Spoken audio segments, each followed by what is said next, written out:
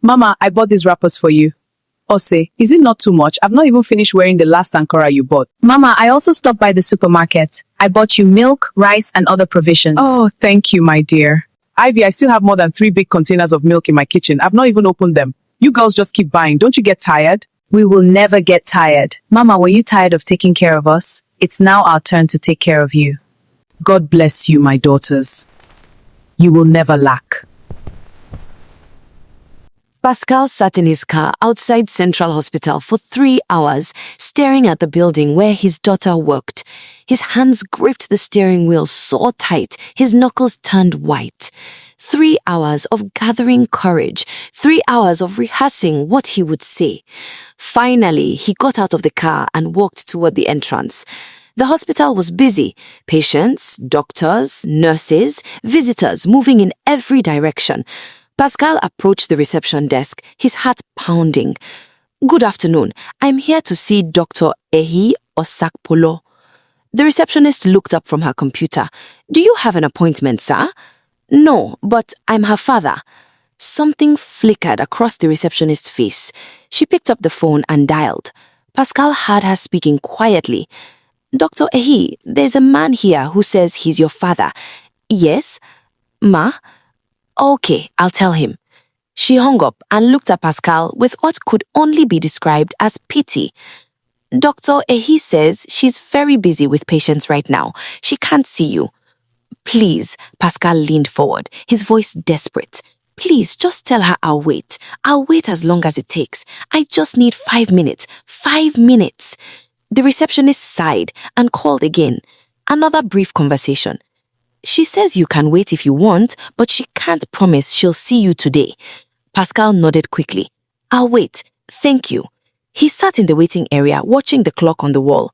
1 hour passed, then 2, then 3. Patients came and went. Doctors walked by in their white coats. None of them were Ehi. Around 5 p.m., the receptionist approached him. "Sir, Dr. Ehi is about to leave for the day. She said if you still want to talk to her, you have 5 minutes. Only 5 minutes. Follow me." Pascal's heart leapt. He stood up quickly and followed her down a long corridor. They stopped in front of an office. The nameplate on the door read, Dr. Ehi Osakpolo, Senior Resident Physician. Pascal's chest swelled with pride, even in the midst of his anxiety. His daughter, a senior resident at only 28 years old. The receptionist knocked and opened the door. Ehi was standing by the window, her back to the door, still wearing her white coat. She didn't turn around when Pascal entered. 5 minutes, she said coldly. Say what you came to say. Pascal stood there, looking at his daughter. She was tall, confident, successful, everything he had told her she could never be. Ehi, my daughter, I made a terrible mistake. You made many terrible mistakes. Which one are you referring to? Pascal's hands trembled. The boys, Osaze and Ogosa, they are not mine. Juliet lied to me.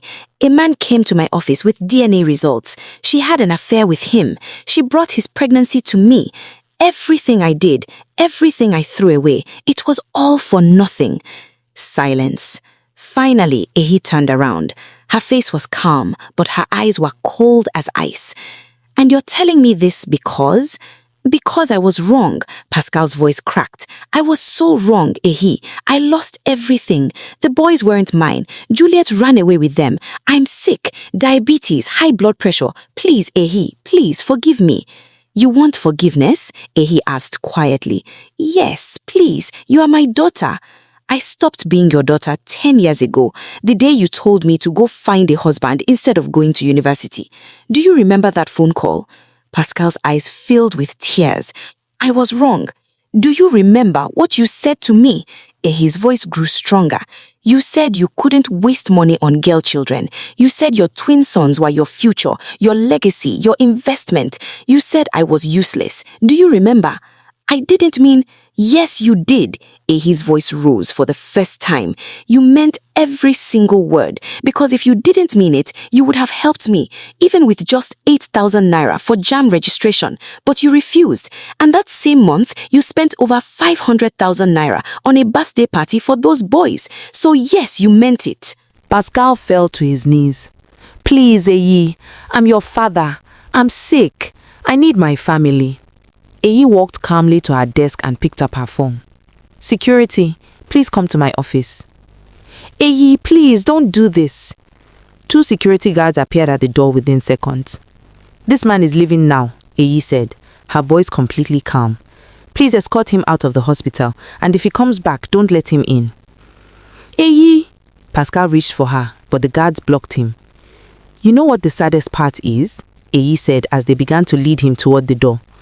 I became a doctor anyway, despite you, in spite of you. My mother, that woman you threw away, she rode Keke to put me through medical school. She went hungry so I could eat. She collapsed from exhaustion and nearly died trying to pay my school fees. She looked him straight in the eye. That woman is the reason I'm standing here in this white coat today, not you. You are nothing to me. You stopped being my father the day you chose lies over your own daughters. The door closed in Pascal's face.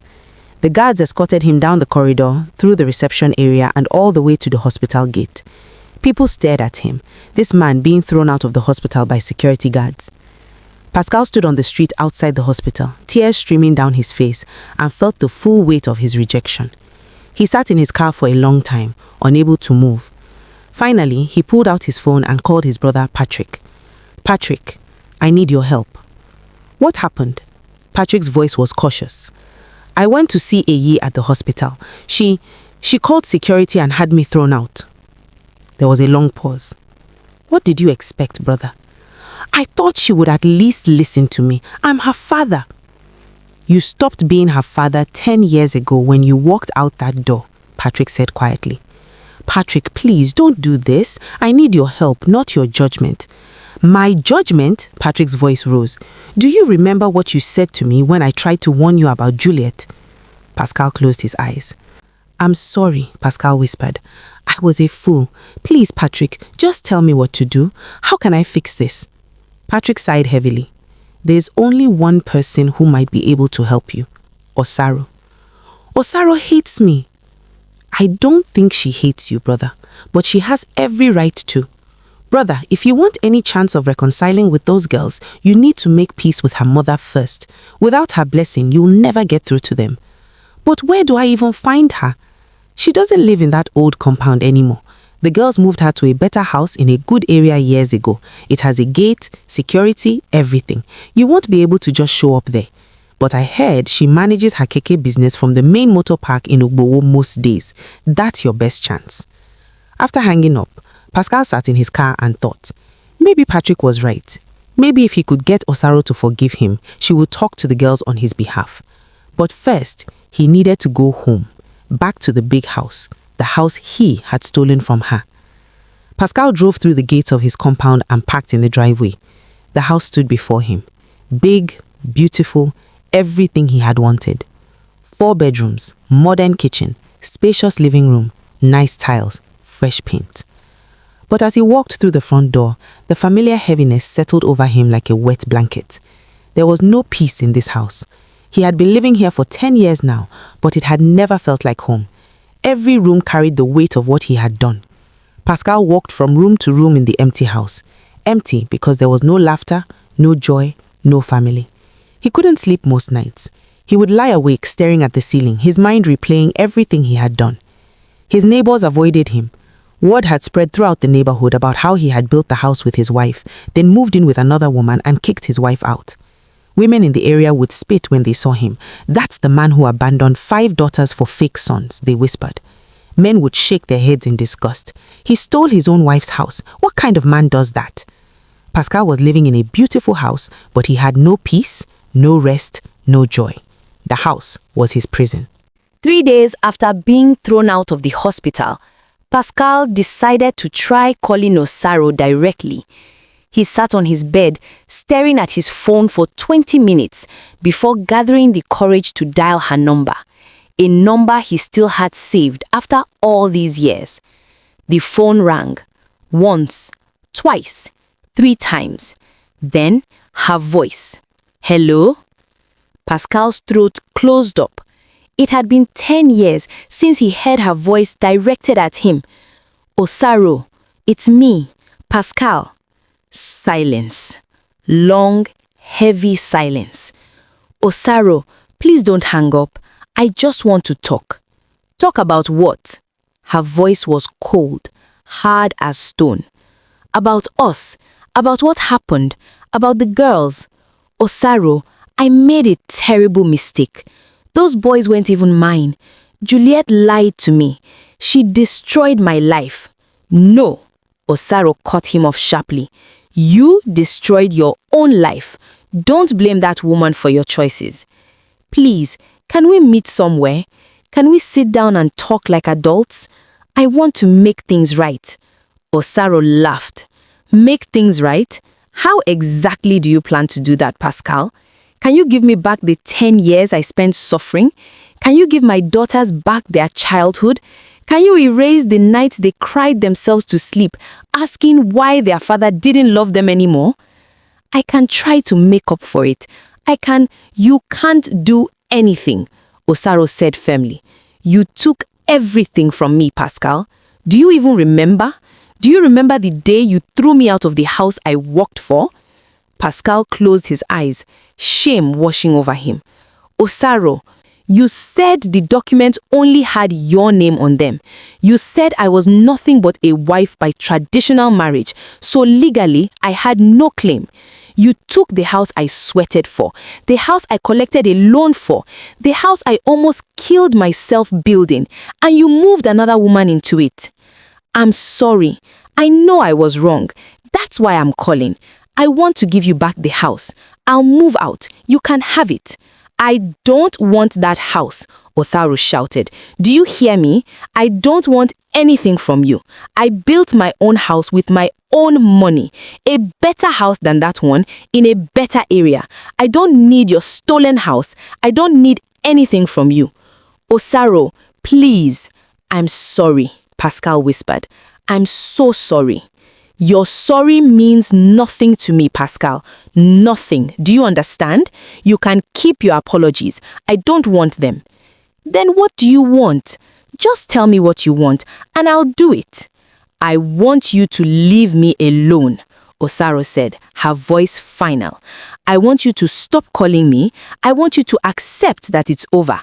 You made your choice 10 years ago. Now live with it. But the girls, my girls, Osaro corrected sharply. Not yours, mine. I raised them, I fed them, I clothed them, I put them through school. They are my daughters. But I'm their father. I have rights. You have no rights. Osaro's voice was like steel. You gave up those rights when you walked away. Don't call this number again, Pascal. I mean it. Don't call me again. The line went dead. Pascal sat there holding the phone, staring at the screen, feeling hope drain out of him like water through his fingers. Pascal was getting desperate. Every door was closing in his face. His daughters wouldn't see him, or Sarah wouldn't talk to him. He needed help. Then he remembered. Osaro was a church woman. She went to church every Sunday, sang in the choir, prayed, read her Bible. Surely her pastor could talk to her. Surely a man of God could convince her to forgive. Pascal asked around and found out which church Osaro attended, Living Faith Gospel Church in Ugbowo. The following Sunday, he dressed in his best clothes and went there. The service was already going when he arrived. He slipped into a seat at the back. And then he saw her. Osaro was in the choir, wearing a white and gold uniform. She was singing with her eyes closed, her face lifted up, her voice clear and strong. She looked peaceful, joyful, free, nothing like the broken woman he had left behind. After the service, Pascal waited outside the pastor's office. When Pastor Adeyemi came out, a tall man in his 60s with kind eyes, Pascal approached him. "Good morning, sir. Please, I need to speak to you. It's urgent." Pastor Adeyemi studied him for a moment. "Come inside." In the office, Pascal told his story. He explained everything, how he had left Osaro for Juliet, how the boys turned out not to be his, how he had lost everything. "I want to make things right, Pastor," Pascal said, his voice breaking. "I'm willing to give her back the house. I'll do anything. Please, Talk to her for me. She'll listen to you. Pastor Adeyemi leaned back in his chair and was quiet for a long moment. Brother Pascal, do you know Osaro's story? Yes, sir, I was there.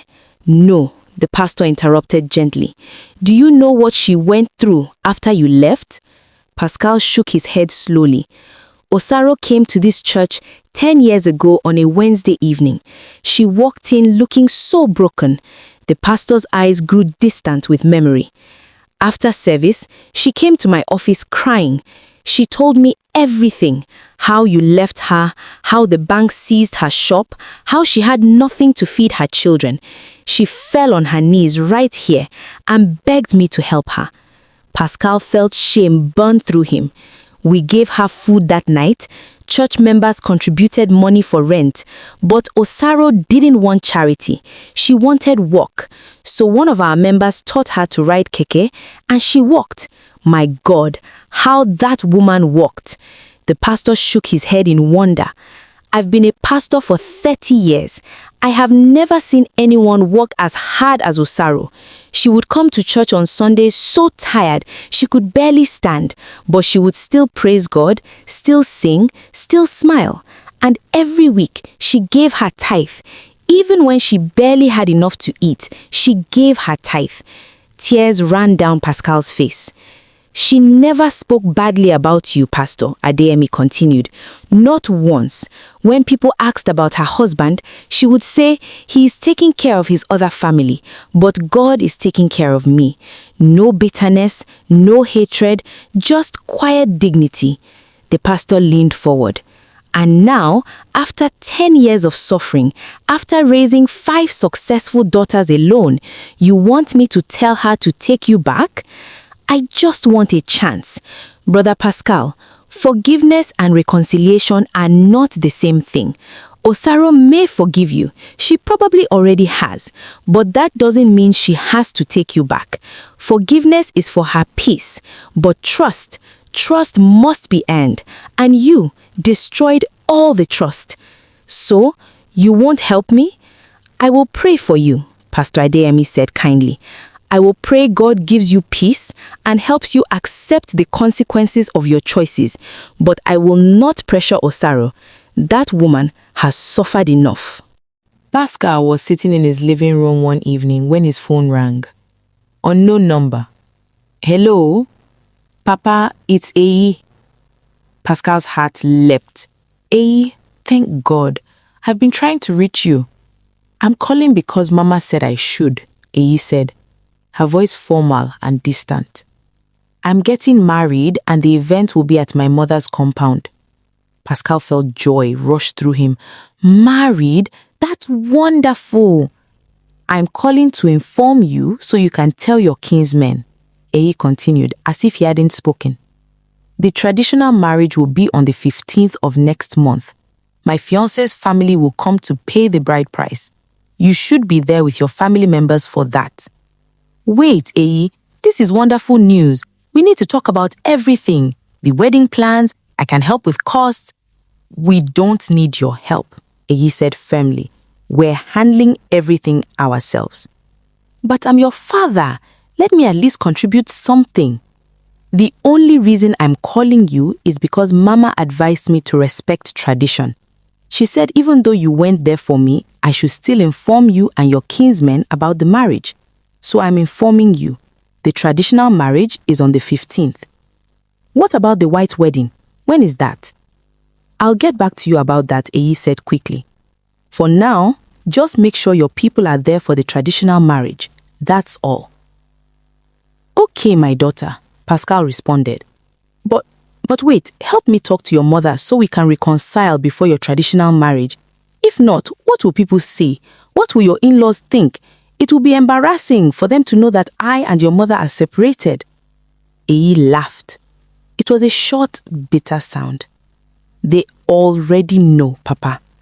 My fiancé and his family know everything. They know the whole story. How you left us, how Mama raised us alone. They know everything. And do you want to know something? They still respect me. Ayi, please. She hung up. Pascal sat there holding the phone, his mind reeling. He was being given the bare minimum, just enough to satisfy tradition, nothing more. Pascal sat quietly for a moment, then called Patrick. Eyi is getting married, he told his brother. The introduction will be at Osaro's compound. Patrick nodded slowly. That's right. Osaro raised those girls alone. She deserves the honor. Pascal had nothing to say to that. Before Eyi's wedding, Pastor Adiami called Pascal. Brother Pascal, I've been praying about your situation. I think we need to sit down together, you, Sister Osaro, and the girls. Let's see if we can bring some healing to this family. Pascal's heart leapt with hope. Yes, Pastor. Yes, please. Thank you. The meeting was arranged for the following Saturday at the church. Pascal arrived early, his heart pounding. He had prepared a speech, rehearsed his apologies. Osaro came with all 5 daughters. Ose had returned from Canada to attend her sister's wedding. They sat on one side of the pastor's office. Pascal sat on the other. Pastor Adiami began. We're here today to see if there can be reconciliation in this family. Your father, Pascal, has expressed deep remorse for what he did. He wants to make things right. Pascal nodded eagerly. I'm so sorry. I was a fool. I made terrible mistakes, but I want to make up for it. Please give me another chance. The room was silent. Finally, Osaro spoke. I forgive you, Pascal. Pascal's eyes filled with tears. Thank you so much. But, Osaro continued, forgiveness doesn't mean I will take you back as my husband. That part of my life is closed. I have moved on. Pascal's hope crumbled. But if you forgive me, I can forgive you and still protect myself, Osaro said calmly. I can forgive you and still say no to a relationship with you. Those are 2 different things. Pastor Adiami nodded. She's right, Brother Pascal. Forgiveness about letting go of bitterness. But reconciliation requires trust, and trust takes time to rebuild, if it can be rebuilt at all. What about you girls? Pascal turned to his daughters desperately. Can you forgive me too? One by one they spoke. I forgive you, Papa, Eyi said quietly. But I can't have the kind of relationship you want. I've built a life without you, and that's the life I want to keep. I forgive you, Ose said, but the hurt was too deep. I can't just forget what happened. I forgive you, Iwe added, but I need to protect my peace. Amin and Ife echoed the same thing. Forgiveness, yes, but relationship? No. So what does this mean? Pascal asked, his voice breaking. It means we wish you well, Eyi said gently. It means we don't hate you. It means if you need help, we'll make sure you have what you need. But we can't give you what you are looking for. We can't pretend the past didn't happen. We can't just act like everything is fine now. Pastor Adiami put his hand on Pascal's shoulder. This is a start, Brother Pascal. They've forgiven you. That's more than many people get. Be grateful for that. But Pascal wanted more than forgiveness. He wanted his family back.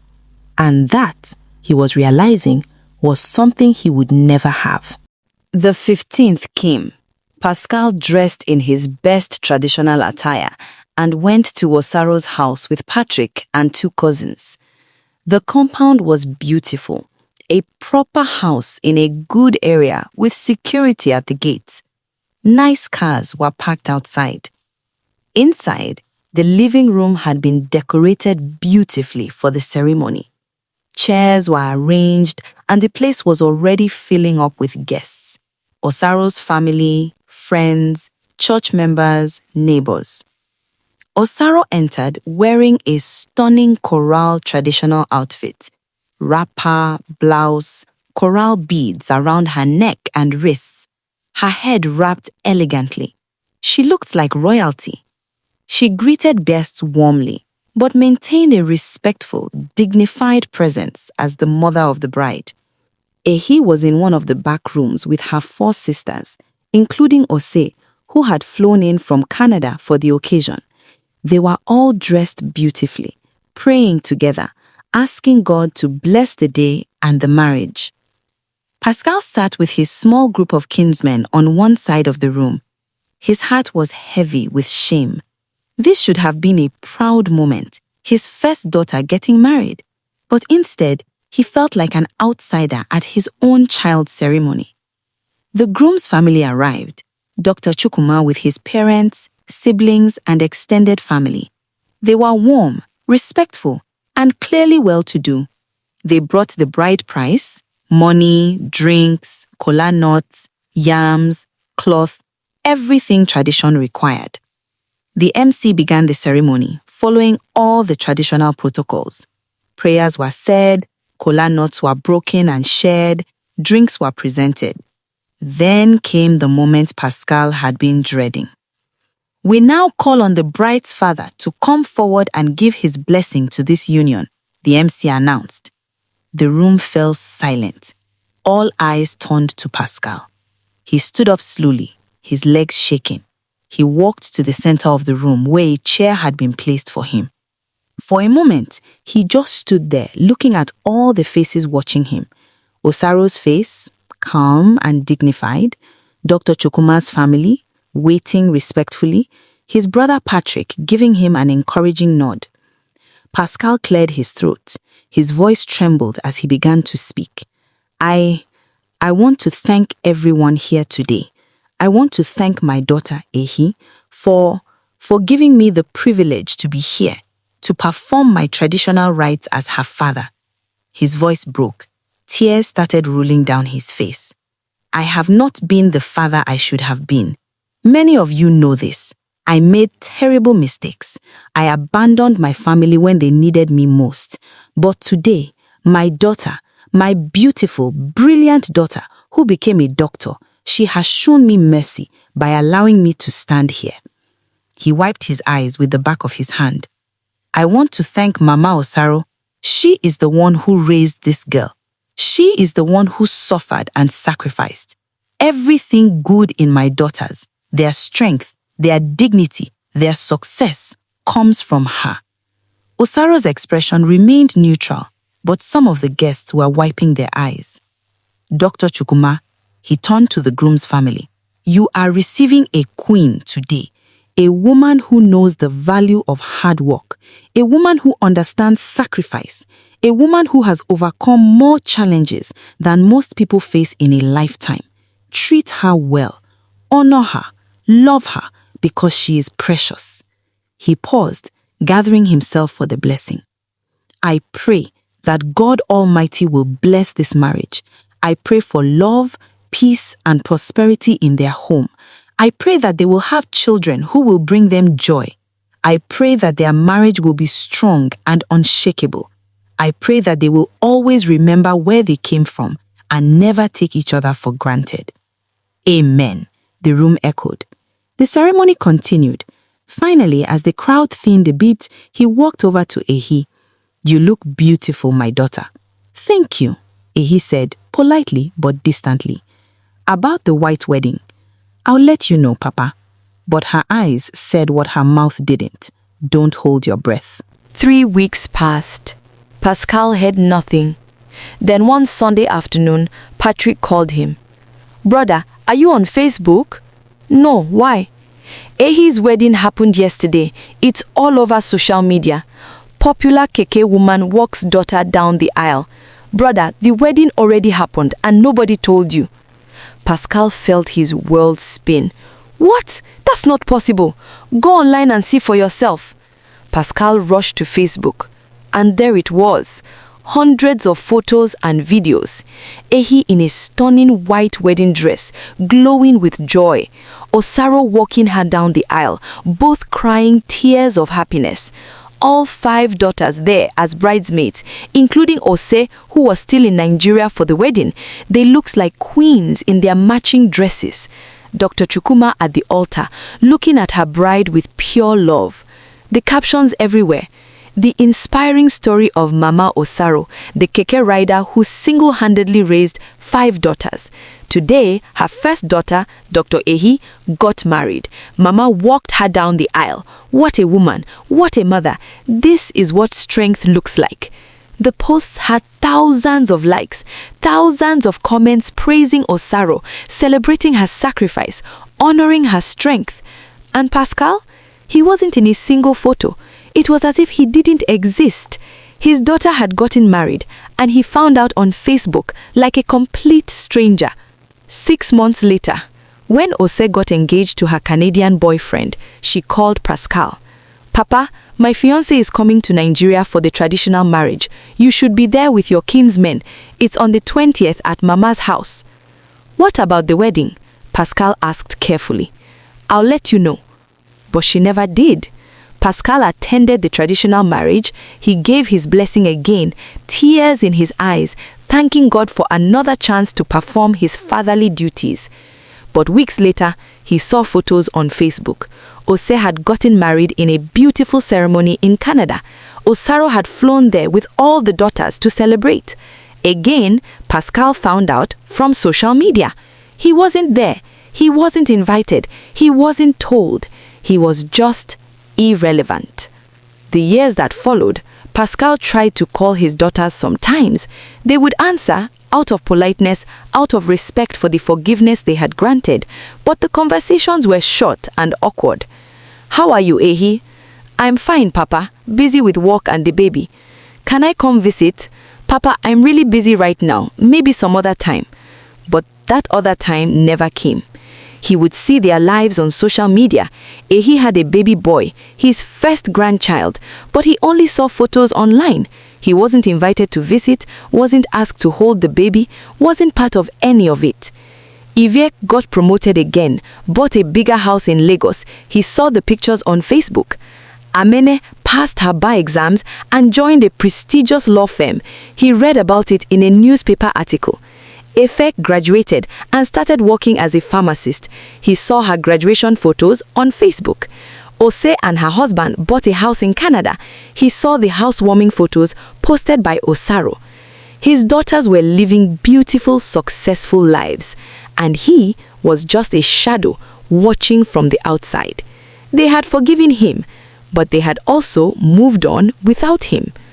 Every month, money appeared in his account, enough for medical bills and food. He never knew which daughter sent it. There were no notes, no phone calls, no messages, just money. Called anonymous money to keep him alive. They were fulfilling their duty as children, making sure their father didn't die of hunger. But they wanted nothing more. No relationship, no visits, no Sunday dinners, no holidays together. Just enough support to survive. And perhaps that was exactly what he deserved. Pascal's health continued to decline. His diabetes worsened. His blood pressure remained dangerously high. His kidneys were failing, and he needed regular dialysis. The treatments were expensive, but somehow the bills were always paid. His daughters, from a distance, made sure he got the care he needed.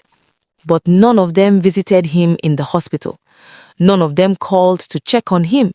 None of them came to hold his hand during the painful dialysis sessions. They kept him alive, but they kept him at arm's length. One night, lying in his hospital bed after a particularly difficult treatment, Pascal finally understood with painful clarity. His daughters had given him forgiveness, but they would never give him restoration. They had released the anger and bitterness, but they had also released him. He was not part of their lives. He was not part of their joys. He was not part of their struggles. He was just there, existing, being kept alive, but not really living. And the cruelest part, he couldn't even be angry about it, because deep down, he knew this was fair. He had abandoned them when they were helpless. Now they were simply living their lives without him, not out of revenge, but out of self-preservation. They had built something beautiful without him, and they wanted to protect what they had built. Pascal lay in that hospital bed and finally accepted his reality. He would live out his remaining years with his daughter's forgiveness, but without their presence. With their financial support, but without their love. with the knowledge that they didn't hate him, but also with the knowledge that they didn't need him. This was his life now. This was the consequence of his choices, and it was too late to change any of it. Forgiveness and reconciliation are not the same thing. You can forgive someone and still choose boundaries. You can release bitterness while protecting your peace. You can wish someone well from a distance. Forgiveness is about freeing yourself from the prison of hatred. Reconciliation is about rebuilding trust, and trust takes time, effort, and sometimes it's simply impossible. To parents who abandoned their children, your children may forgive you one day, but forgiveness doesn't erase consequences. It doesn't mean they owe you their time, their presence, or their love. To children who were abandoned, you have every right to set boundaries. You can forgive and still say no. That's not being unforgiving. That's being wise and protecting yourself. Some bridges once burnt cannot be rebuilt. Some relationships once broken stay broken. And sometimes the healthiest thing to do is forgive from a safe distance. Value your family today. Love your children, all of them, unconditionally, because one day you might wake up and realize what you had, and by then it will be too late. Thank you for watching. If you enjoyed this story, please subscribe to African Tales by Ensina for more powerful folk tales, emotional stories, and unforgettable lessons. Your support helps us create more amazing content. Don't forget to like, share, and turn on notifications so you never miss a new episode.